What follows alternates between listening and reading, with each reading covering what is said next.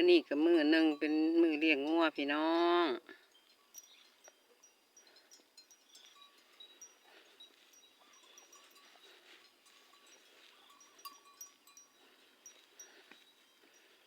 เลี้ยงงัวมื้อนี้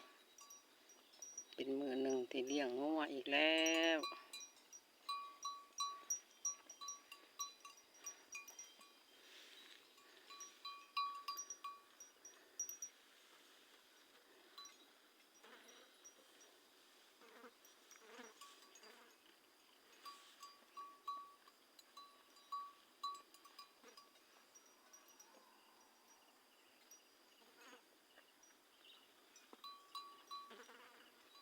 เลี้ยงงัวตามธรรมชาติ